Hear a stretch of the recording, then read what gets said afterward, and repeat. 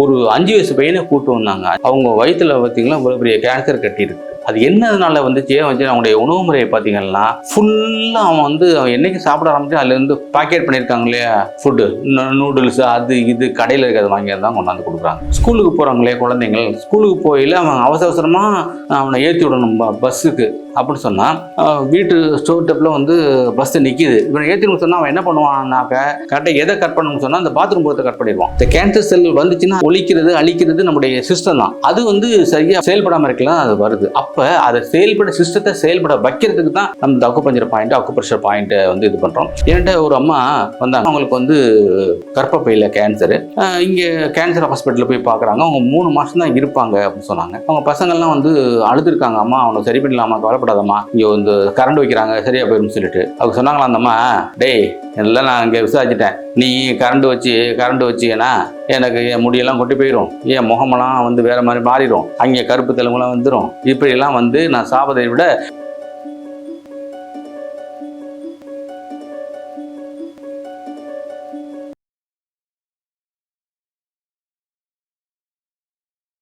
Health cafe Tamil நேயர்களுக்கு வணக்கம். இன்னைக்கு நிறைய பேர் பார்த்தீங்கன்னு சொன்னால் கேன்சர் பிரச்சனையினால வர்றாங்க. அவங்கள பார்த்தாலே ரொம்ப மனசு கவலை இருக்குது. பிரம்மாண்டம் பார்த்தீங்கன்னு சொன்னால் நம்ம நோயாளியை பார்த்து நம்ம கவலைப்படக்கூடாது. நம்ம அவங்கள பேஷண்ட்டை தான் அணுகணும். அதையும் மீறி நம்மளுக்கு நிறைய கவலைகள் ஒரீஸ் வருது. ஏன்னு சொன்னால் ஒரு 5 வயசு பையனை கூட்டு வந்தாங்க. 5 வயசு பையனை கூட்டு வந்தாக்க அவங்க வயிற்றுல பார்த்தீங்கன்னா இவ்வளோ பெரிய கேன்சர் கட்டி இருக்கு. அது என்னதுனால அவங்களுடைய உணவு முறையை பார்த்தீங்கன்னா ஃபுல்லாக அவன் என்னைக்கு சாப்பிட ஆரம்பிச்சு அதுலேருந்து பாக்கெட் பண்ணியிருக்காங்க இல்லையா ஃபுட்டு, நூடுல்ஸ், அது இது கடையில் இருக்கிறத வாங்கி தான் கொண்டாந்து கொடுக்குறாங்க. ஸோ அது ஒரு காரணம். அது வயிற்றுல கேன்சர் வருவதற்கு அது மாதிரி காரணம் இருக்கு. அடுத்து நிறைய டொபாக்கோ யூஸ் பண்ணுறது, அதாவது புகையிலை யூஸ் பண்ணுறாங்க இல்லையா, அது நிறைய இந்த போதை தரக்கூடிய போதை வஸ்துகள் இருக்கு இல்லையா, புகையில, அது இது இதெல்லாம் யூஸ் பண்றாங்க இல்லையா, அதனால மவுத் கேன்சர் வருகிறது. ஸோ அடுத்து ஸ்மோக்கிங் பண்றாங்க இல்லையா, அதுல லங் கேன்சர் வருது. ஸோ இது மாதிரியான கேன்சர். அடுத்து கோலான் கேன்சர் வருது. அதாவது என்ன சொல்றதுன்னா ஆசன வாயில கேன்சர் வருது. அடுத்து பிறப்புறுப்புகள்ல கேன்சர் வருது. இதெல்லாம் பார்த்தா ரொம்ப மனசு கஷ்டமா தான் இருக்குது.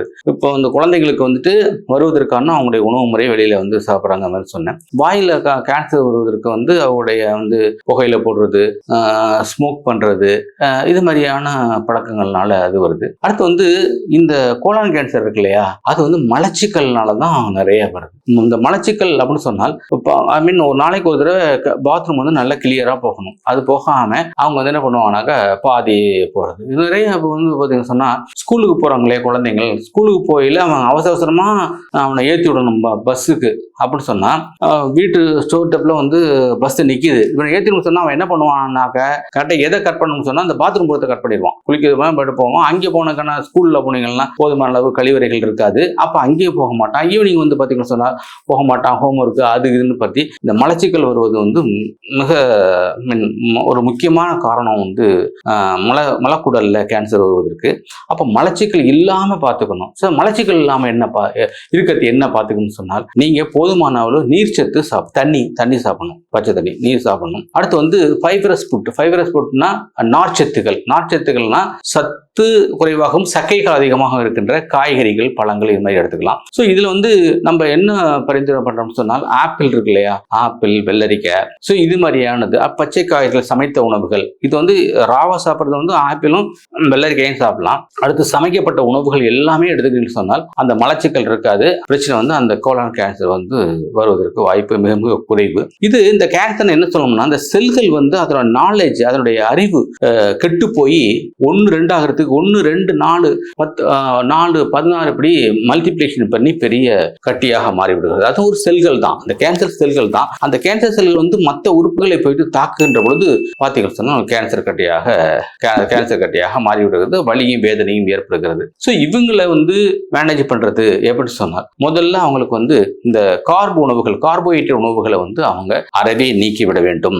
கார்போஹைட்ரேட் உணவுகளை அறவே குறைத்துக் கொள்ள வேண்டும். அப்படி தேவைப்பட்டால் கருப்பு கவனி அரிசி இருக்கு இல்லையா, அதை வந்து அவங்க கஞ்சி வச்சு குடிக்கலாம். அடுத்து வந்து கேரட் ஜூஸ் இருக்குல்ல, கேரட் அது பீட்டா கரோட்டின் அதிகமாக இருக்கிறது. கேரட் ஜூஸ் போட்டு அதில் கொஞ்சோண்டு மோர் கலந்து அதை அவங்க வந்து எடுத்துக்கிட்டாலும் கொஞ்சம் ஹெல்ப்ஃபுல்லாக இருக்கும். அந்த கேன்சர் செல்களை அழிப்பதற்கான உத்திகளை அந்த பீட்டா கரோட்டின் இருக்கு இல்லையா, அது மோரோட கலந்து சாப்பிட்றப்ப நல்ல ரிசல்ட் கிடைக்கும். அது இல்லாமல் நம்ம இந்த கேன்சர் செல்களை அழிப்பதற்காக என்ன பண்ணணும்னு சொன்னால், நாடி பரிசோதனை அடிப்படையில் புள்ளிகளை தேர்வு செய்து அங்கே பண்றப்ப அந்த நம்ம சிஸ்டம் நல்லா ஒர்க் பண்ணும். அதாவது இந்த கேன்சர் செல்கள் வந்துச்சுன்னா அதை ஒழிக்கிறது அழிக்கிறது நம்முடைய சிஸ்டம் தான். அது வந்து சரியா செயல்படாம இருக்கலாம், அது வருது. அப்ப அதை சிஸ்டத்தை செயல்பட வைக்கிறதுக்கு தான் நம்ம அக்குபஞ்சர் பாயிண்ட், அக்குப்ரெஷர் பாயிண்ட் வந்து இது பண்றோம். அதை நம்ம நாடி பரிசோதனையின் அடிப்படையில பண்ணி ஒரு புள்ளியை தேர்வு செய்து அதை பண்றப்ப கொஞ்சம் கொஞ்சமா அந்த செல்கள் வந்து இதாயிரும். அடுத்து வந்து அவங்களுக்கு மனதைரியம் வேணும். மனதைரியம் இருந்துச்சுன்னா எதையுமே சாதிக்கலாம். என்கிட்ட ஒரு அம்மா வந்தாங்க, அவங்க பேர் வந்து பேஷண்ட் நேம் சொல்லணும்னு நினைக்கிறேன். வந்தீங்கன்னா அவங்களுக்கு வந்து கர்ப்பப்பையில கேன்சரு. இங்கே கேன்சர் ஹாஸ்பிட்டலில் போய் பார்க்குறாங்க. அவங்க 3 மாதம் தான் இருப்பாங்க அப்படின்னு சொன்னாங்க. அவங்களுக்கு கீமோதெரபி, ரேடியோதெரபி இதெல்லாம் பண்ணாக்க சரியா போயிடும்னு சொல்லியிருக்காங்க. அவங்க பசங்கள்லாம் வந்து அழுதுருக்காங்க, அம்மா அவனை சரி பண்ணிடலாமா, கவலைப்படாதம்மா, இங்கே வந்து கரண்ட் வைக்கிறாங்க சரியா போயிடும்னு சொல்லிட்டு. அவங்க சொன்னாங்களா அந்த அம்மா, டேய் எல்லாம் நான் இங்கே விசாரிச்சிட்டேன், நீ கரண்ட் வச்சியனா எனக்கு என் முடியெல்லாம் கொட்டி போயிடும், என் முகமெல்லாம் வந்து வேற மாதிரி மாறிடும், அங்கே கருப்பு தெலுங்குலாம் வந்துடும், இப்படியெல்லாம் வந்து நான் சாவதை விட நான் இந்த அழகான மேனியோடு நான் 3 மாதத்தில் செத்து விடுகிறேன், எனக்கு வந்து எதுவுமே வேண்டாம்னு சொன்னாங்களாம். சொல்லிட்டாங்க. சரின்ட்டு அந்த அப்புறம் கூட்டு வந்துட்டாங்க, நெய்வேலி கூட்டு வந்தோடனே பார்த்தீங்கன்னு சொன்னால் அவங்க பக்கத்து வீட்டுக்காரங்க என்கிட்ட ட்ரீட்மெண்ட் எடுத்துக்கிறாங்க. அவங்க சொல்லியிருக்காங்க, நீங்க திருவாரூர் போறீங்க, அந்த டாக்டரை போய் பார்த்துட்டு போயிருங்க அப்படின்னு சொல்லியிருக்காங்க. அவங்க நைட்டு 11 மணிக்கு வர்றாங்க, என்கிட்ட வந்து சொன்னாங்க, சரி இருங்கம்மா பண்ணிக்கலாம்னு சொல்லிட்டு அவங்களுக்கு ட்ரீட்மெண்ட் பண்ணிட்டு அவங்க 15 ஆண்டுகள் வந்து உயிரோடு இருந்தாங்க. எப்படி 3 மாதத்தில் இறந்து போவார்கள் என்று சொன்ன அந்த அம்மா வந்து 15 ஆண்டு உயிரோடு இருந்தாங்க. அவங்க பையன்லாம் நான் வாக்கிங் போயில வருவாங்க, அப்ப கேட்பேன் அம்மா எப்படி இருக்காங்கன்னா நல்லா இருக்கான்னு சொல்லுவாங்க. அப்புறம் 15 ஆண்டுகள் கழிச்சு ஒரு பொண்ணு வந்து என்கிட்ட அக்குபஞ்சர் படிக்க வருது. நான் கேட்பேன், அக்குபஞ்சர் படிக்க வந்தீங்கன்னா எப்படி உங்களுக்கு ஆர்வம் அப்படின்னு கேட்பேன். அது சொன்னாங்க, சார் எனக்கு தெரியலையா, நான் வந்து இந்த கனகாம்சம்னு ஒரு பேஷண்ட், கேன்சர் பேஷண்ட் வருவாங்களே, அப்ப அவங்க கையை பிடிச்ச ஒரு குழந்தை வரும் இல்லையா, அந்த குழந்தை தான் சொன்னாங்க. அப்படியா, நான் அப்பவே நினைச்சேன் சார், எங்க பாட்டியை குணப்படுத்துற அந்த அக்குபஞ்சர் நான் கத்துக்கணும்னு நினைச்சேன், அதனால படிக்கிறத சொன்னாங்க. அப்ப பாத்தீங்கன்னா அவங்கள்ட்ட நான் விசாரிச்சேன், 5 வருஷம் வந்து இருந்திருக்காங்க. ஸோ அது மாதிரி இந்த கேன்சரை வந்து ஒழிப்பதற்கு, ஒரு கேன்சர் இல்லாத நிலையை உருவாக்குவதற்கு அவேர்னஸ், விழிப்புணர்வு தேவை. எதெல்லாம் சாப்பிடக்கூடாது, இந்த பழக்கங்களை மாத்திக்கிறணும் அப்படிங்கிறத வந்து முதல்ல தெரிஞ்சுக்கணும். அது மீறி எங்கள்கிட்ட வர்றவங்களுக்கு வந்து டயட் மேனேஜ்மெண்ட், என்ன நீங்க சாப்பிடணும் என்ன சாப்பிடக்கூடாது அப்படின்னு சொல்லி அக்குபஞ்சர்ல வந்து தொடு சிகிச்சை அல்லது சிங்கிள் தெரபி அப்படிங்கிற முறையில வந்து அவங்க நீடில் பண்ணி அவங்கள வந்து கொஞ்சமா குணப்படுத்திட்டு வரோம். ஸோ இதுல வந்து ஒரு ஆறுதல், நம்மளுக்கு பாவம் இத்தனை பேர் நம்ம குணப்படுத்திட்டோம், இத்தனை பேர் நல்லா போறாங்க அப்படிங்கிற ஒரு ஆறுதல் வந்து எங்களுக்கு கிடைக்குது என்று கூறி, இந்த உணவு முறையை வந்து கேன்சர் வருவதற்கு முன்னே கூட நீங்க வந்து பயன்படுத்தலாம். இந்த கேரட் ஜூஸ் சொன்னோம் இல்லையா, அது வந்து ஒபிசிட்டிக்கு நல்ல ரிசல்ட் கிடைக்குது.